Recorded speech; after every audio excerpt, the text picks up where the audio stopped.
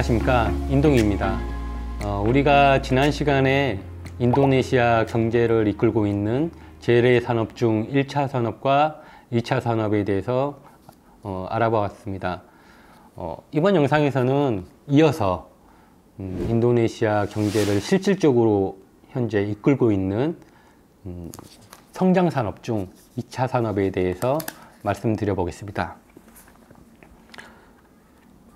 먼저 인도네시아 철강 산업을 꼽을 수가 있는데요.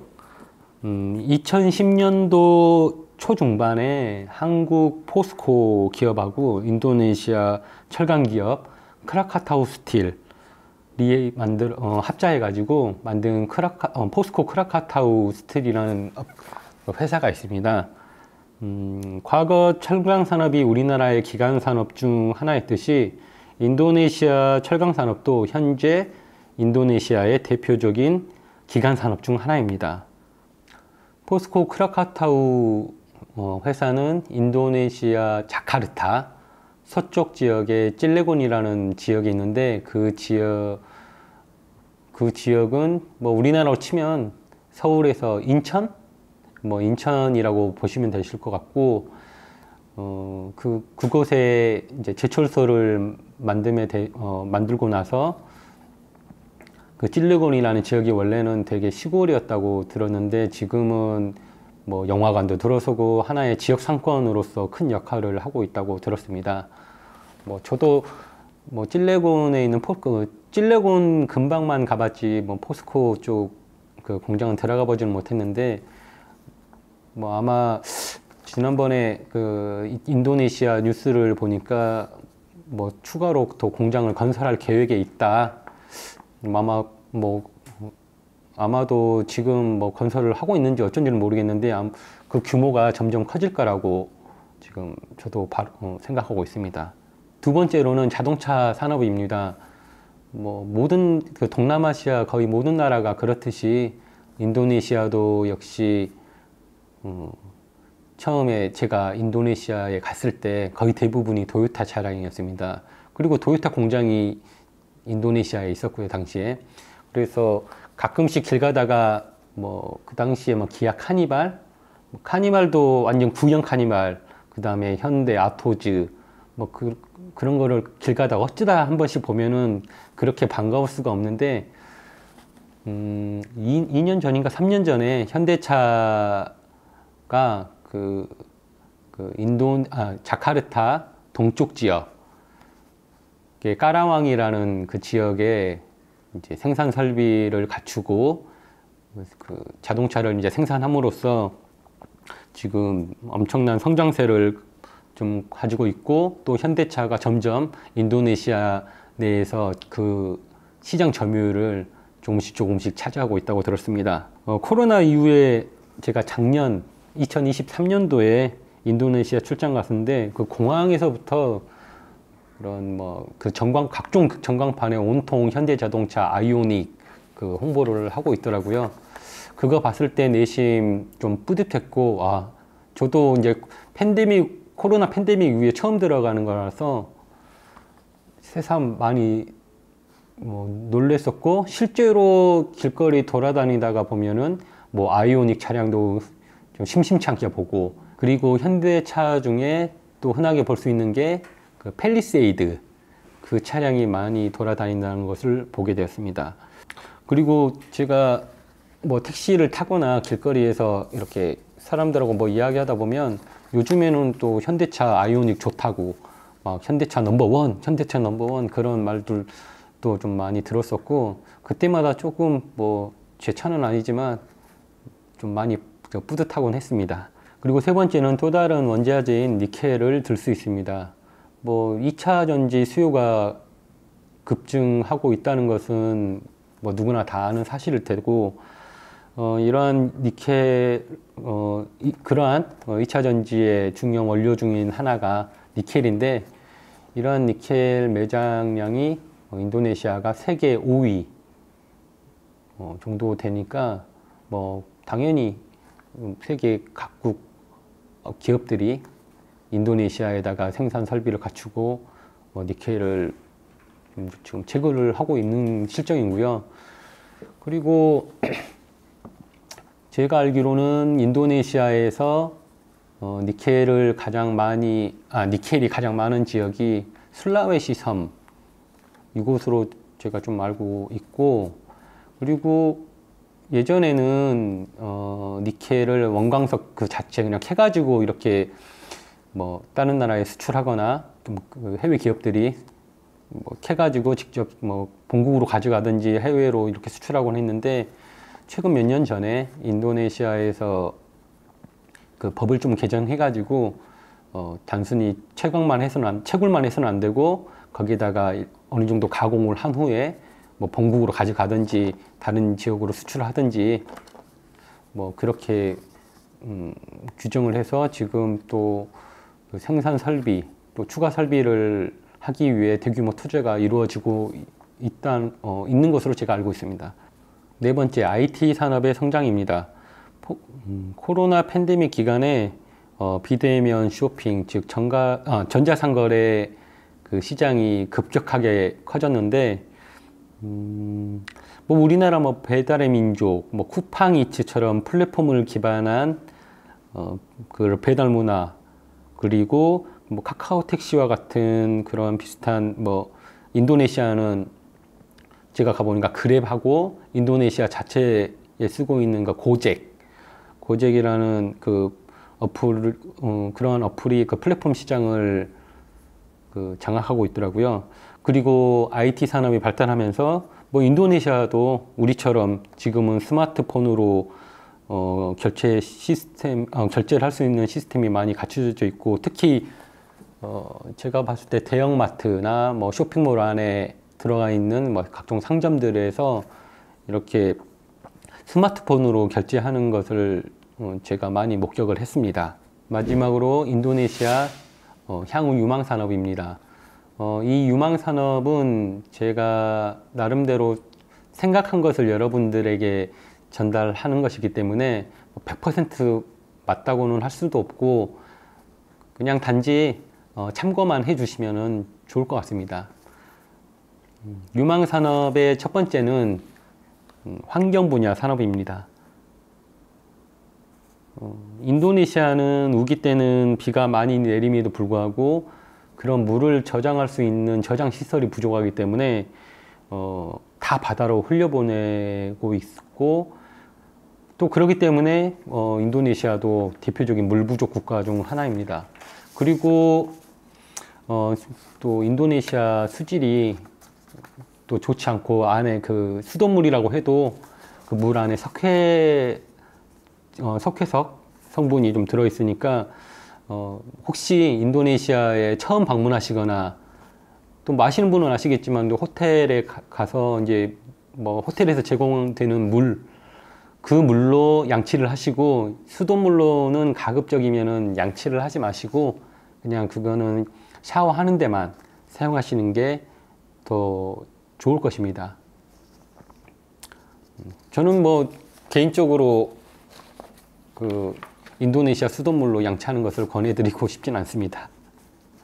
물론 뭐 지금도 다양한 방법으로 이렇게 수질 개선을 위한 노력을 하고 있지만,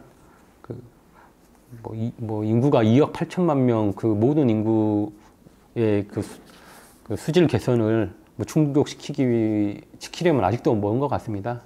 물론 지금도 인도네시아 정부에서 다양한 방법으로 수질 개선을 하기 위한 노력을 기울이고 있는데, 아무래도 인도네시아 인구가 2억 8천만 명인데, 그리고 섬과 섬, 또 인도네시아가 뭐 아시다시피 한 17,000개에서 18,000개의 섬, 뭐 그 중에서 무인도도 있고 또 유인도도 있겠지만 또 수많은 크고 작은 섬들이 많기 때문에 거기에 살고 있는 모든 주민들한테 그 수질을 개선하기 위한 뭐 수질을 개선해 주려면은 아무래도 많은 시간이 걸리겠죠.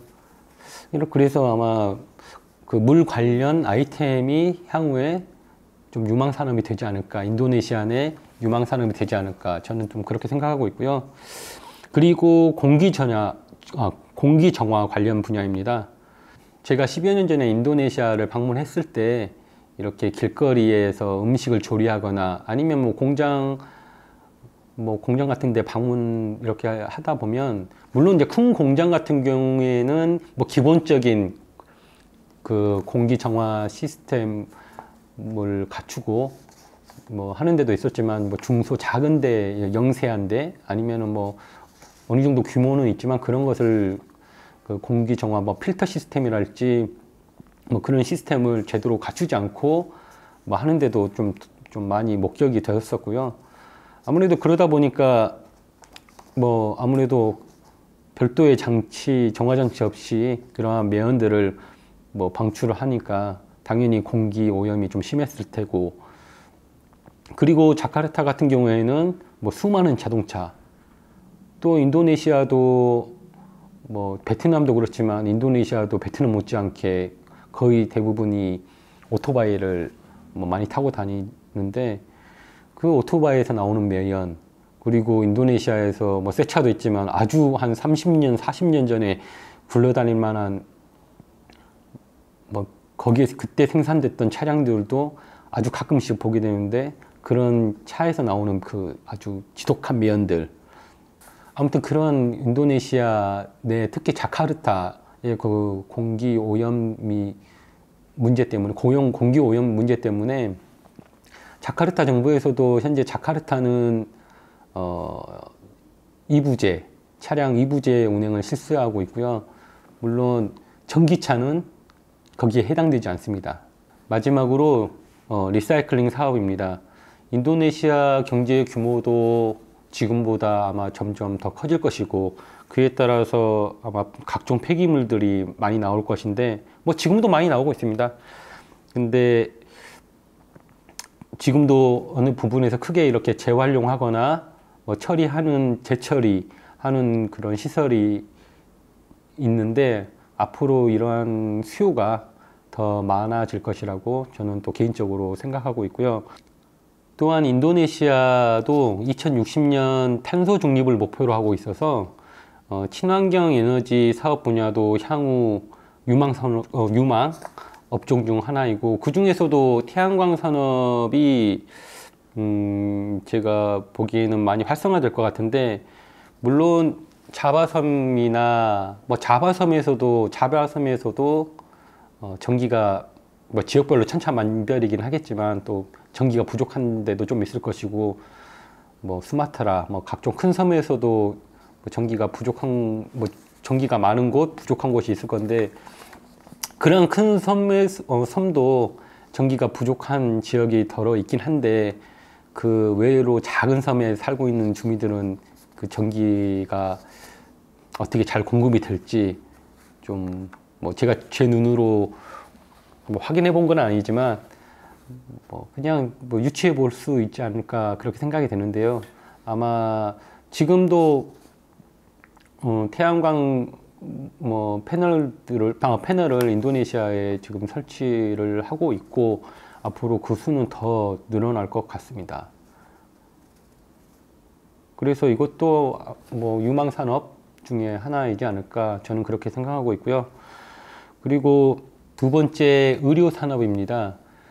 인도네시아도 코로나 팬데믹 기간에 뭐 백신, 그 다음에 뭐 진단 키트, 그리고 의료 기자재들의 부족으로 많은 어려움을 겪었습니다. 그래서 우리나라에서 뭐 이런 부족한 물품들을 또 보내주기도 하고 그랬었는데, 그 이후에 이제 인도네시아 정부 아니면은 뭐 의료 협회, 뭐 아무튼 그런 병원, 뭐 그런 데서 뭐 최첨단 의료 시스템이랄지 의료기기, 의약품, 뭐 의료 기자재 등 뭐 의료 산업에 관련된 아이템들을 점점 이렇게 수입하기도 하고, 또 얼마 전에 제가 신문을 봤던가 인터넷 뉴스를 보니까 우리나라의 어떤 곳에서 인도네시아 어느 병원에 최첨단 의료 시스템을 수출했는지 아니면 수출할 거라고 그 계약을 했는지 뭐 정확한 기억은 안 나는데, 그러한 또 비즈니스가 이루어지고 있더라고요. 그래서 인도네시아도 앞으로 그런 의료 분야에 그러한 수요가 있지 않을까 하는 생각이 들었습니다. 마지막으로는 건강 관련 산업입니다. 제가 말씀드린 건강은 육체적인 뭐 건강도 있지만 피부 건강, 미용 관련 건강도 있는데 미용 관련 건강은 제가 별도의 컨텐츠를 통해서 또 알려드릴 것이고 오늘 말씀드리는 건강 관련은 그냥 일반적인 우리 건강에 관련된 그런 산업에 대해서 말씀드리겠습니다.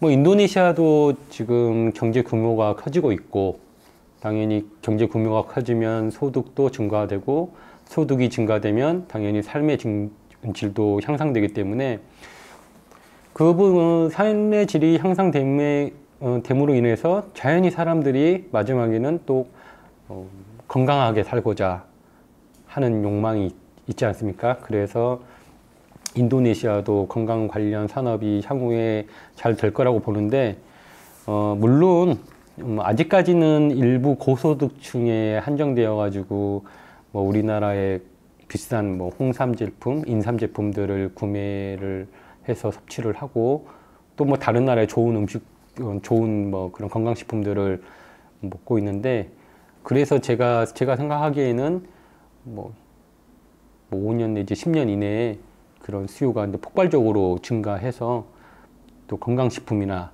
그 다음에 운동용품 뭐 그 외 건강에 관련된 여러 가지 아이템들의 그 제품 수요가 증가할 것으로 저는 생각하고 있습니다. 지난 영상과 이번 영상을 통해서 우리는 인도네시아 경제를 이끌고 있는 재래산업 그리고 성장산업 그리고 앞으로 인도네시아 경제를 이끌어갈 유망산업에 대해서 제가 제 생각대로 제 나름대로 분석해서 여러분들께 말씀드렸는데요. 뭐 앞서 영상에서도 말씀드렸다시피 이거는 제가 생각한 것을 토대로 여러분들께 말씀드렸기 때문에 100% 이거다 저거다 라고 말씀드리는 건 아니고 뭐 이런 분야도 있을 것 같으니까 추후 이제 그 아이템을 고민하시거나 이렇게 분석하실 때 좀 참조해서 보시면은 도움이 되실 거라 믿습니다. 여러분 오늘 영상은 어떻게 보셨나요? 다음 영상에서는 그렇다면 과연 우리가 왜 인도네시아 시장에 집중을 해야 되는가에 대한 이야기를 해보도록 하겠습니다. 구독과 좋아요, 알림 설정 잊지 마시고요. 오늘 영상 여기서 마치겠습니다. 시청해 주셔서 감사합니다.